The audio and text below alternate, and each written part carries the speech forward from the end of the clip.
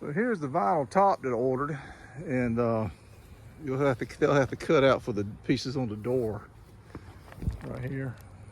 And I thought it was going to come with new emblems, but if the interior guy upholstery guy can get those off without breaking them, that'd be great. I'm sure he can. But I'm gonna just leave this stuff here with Eldon, and we're gonna run the car down to the body shop and get a quote on getting it painted. But the upholstery guy, for whatever reason, he took the seats out. So and we got stuff hanging. So we're just gonna leave it like it was, so it won't mess him up. And once we get the top put on it, then we'll get run down to the shop and get getting it painted. Yeah, that's gonna be pretty though. That is gonna be real pretty. So this is the 91 Chrysler 5th Avenue. Definitely needs a little TLC.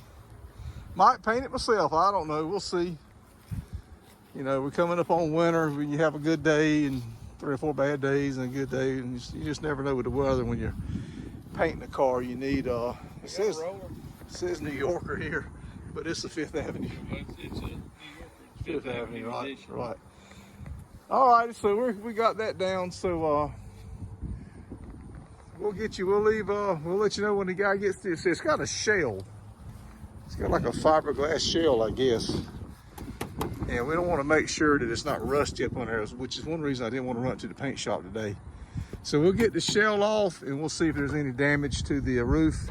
Yeah, you can see. And if it's not, then I'll have him go ahead and put the top on. That shell right there. Yeah. So, well, we should have it back together. What, about 2 weeks? It should be done, right? Should be. Okay. All right, so sit tight, folks. We'll be back in touch with you soon. We'll continue this video then. When the next time you see this car, it'll be done. Well, the top will be done anyway. Be an update. Update to remember. That's right.